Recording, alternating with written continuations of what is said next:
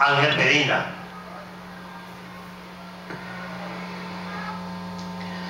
Bienvenido el diálogo y el debate.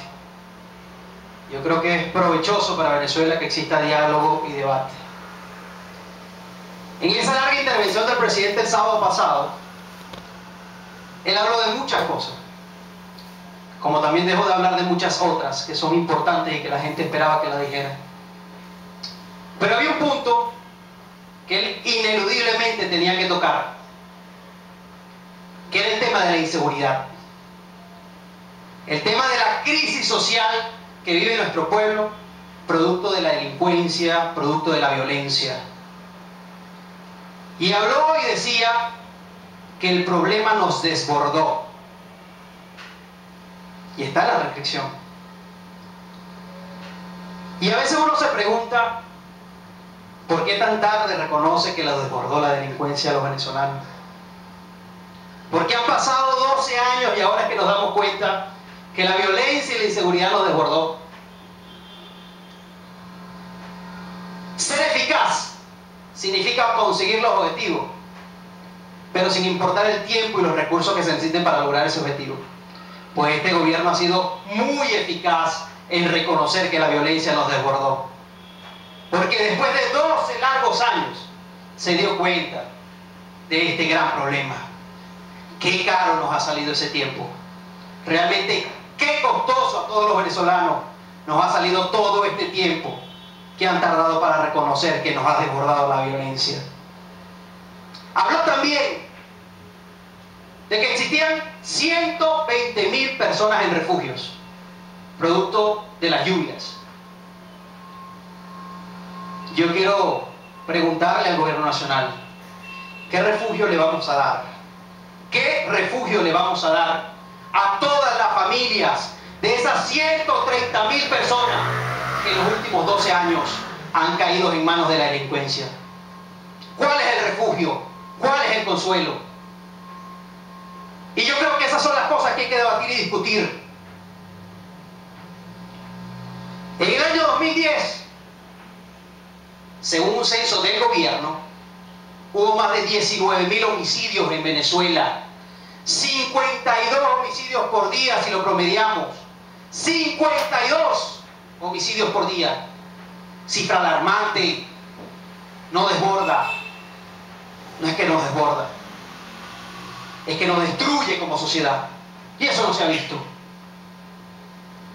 Y es una encuesta del INE, por cierto. Hoy Venezuela,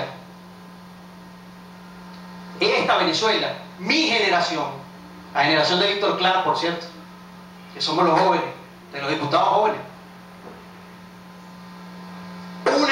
vemos una Venezuela donde una generación se mata a sí misma, se destruye a sí misma, y pareciera, y viene lo irónico, que la muerte y la violencia es nuestra forma de vida.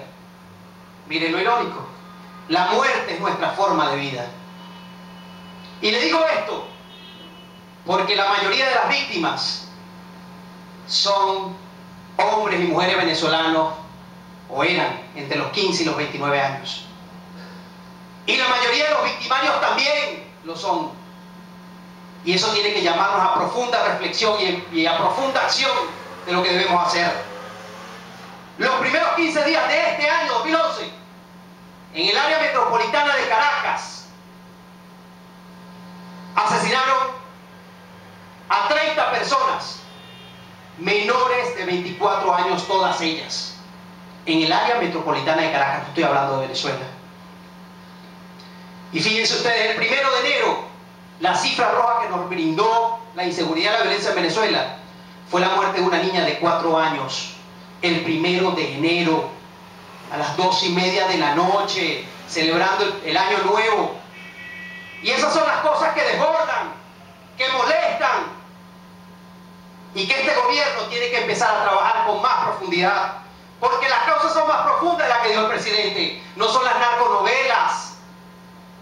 No son las narconovelas. Las causas son más profundas que las narconovelas y los medios de comunicación. Y tenemos que entenderlo. Y tenemos que empezar a trabajarlo.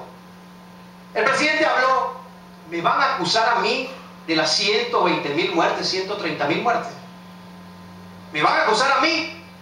Realmente sería ilógico, estúpido y hasta absurdo pensar que hay que acusar al presidente de la República por 130.000 muertes de personas y que hay que acusarlo penalmente. Yo creo que él no es culpable de las 130.000 muertes. Yo no lo creo. Y es absurdo, nuevamente ilógico, responsabilizarlo de esas muertes. Lo que sí podemos responsabilizarlo es de que este gobierno ha creado las condiciones sociales, políticas y económicas para que se produzcan tales niveles de violencia en la sociedad venezolana. Y de eso sí podemos responsabilizarlo. Y de eso sí tenemos que responsabilizar al gobierno. La palabra es la herramienta más poderosa que puede utilizar cualquier líder. Y este escenario es el escenario de la palabra. Lamentablemente este gobierno no ha transformado la palabra en una herramienta. La palabra la transformó en un arma. Y no nos olvidemos que el presidente nos dijo a nosotros. Por ello muchos dicen que queremos la paz. El presidente dijo, esto es una revolución pacífica, pero armada. Y la palabra se transformó en arma. Y la palabra nos ha dicho que tenemos que pulverizar a la oposición. Y pulverizar es verla como enemigo, no como adversario, como dijo el presidente. Pues esa oposición está aquí. Está aquí, dispuesta a pulverizar la violencia en Venezuela. Dispuesta a hacer el todo por acabar con los altos índices de inseguridad. Y yo creo que esa palabra transformada en arma nos ha dado odio a los venezolanos. A cada uno de los hombres y mujeres de Venezuela nos ha sacado lo peor que tenemos de nosotros mismos.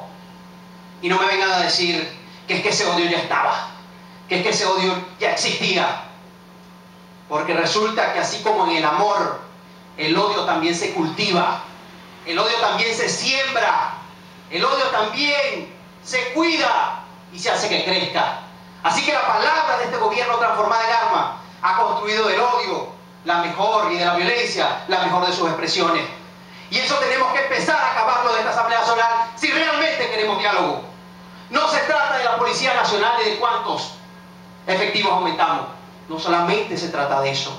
No se trata de la universidad. No solamente se trata de eso. Y creo que el presidente se quedó corto cuando habló de la inseguridad. Porque aquí no habló de la atención que le debemos dar a las víctimas de la delincuencia, a las víctimas de la violencia, a los familiares de los secuestrados, a los familiares de todos aquellos que han sido maltratados por la violencia y la inseguridad. Tiene que haber un plan para darle cobijo a esas víctimas. Si no le damos cobijo, estamos dando más caldo de cultivo a la violencia. Porque pregúntele a una madre qué dolor, qué rabia, qué resentimiento puede tener cuando matan a su hijo de menos de 25 años y no hay nadie que responda por ella. Ni siquiera hay una palabra de aliento del gobierno para decirle, cálmese que vamos a trabajar porque exista justicia. O al menos, para que se investigue el caso. Y eso no pasa, porque hay una profunda impunidad. Y esa es la segunda línea que tenemos que acabar. La impunidad. Pongo un ejemplo del Estado Miranda. Del 75% de los casos de los detenidos por la policía de Latillo, el 100% de los detenidos por la policía de Latillo, el 75% que son llevados a fiscalía quedan en libertad. En el municipio Sucre, de las 2.000 detenidos que hubo en los últimos meses, el 80% está en la calle nuevamente. Y son entregados a las autoridades nacionales. Y eso es impunidad. El 80% de los casos no han sido resueltos en lo que va de 1998 al 2009. Y eso es impunidad. Debemos desmilitarizar la función policial. Desmilitarizarla. Y debemos desarmar a la población y desarmar a la palabra. Señores del gobierno, ustedes que son socialistas, yo que entiendo la socialdemocracia, la seguridad no es un asunto individual. La seguridad no es lo que yo tenga que hacer para cuidarme a mí mismo. Señores, no sean capitalistas. No sean capitalistas y le dejen este rollo a cada uno de los venezolanos. El problema es del gobierno y tenemos que afrontarlo. Que la responsabilidad del gobierno, estos 12 años, y cierro para concluir, no existen culpables, pero sí existen responsables. sí existe un responsable y habló el sábado pasado. Y precisamente no es el pueblo el responsable. Muchas gracias.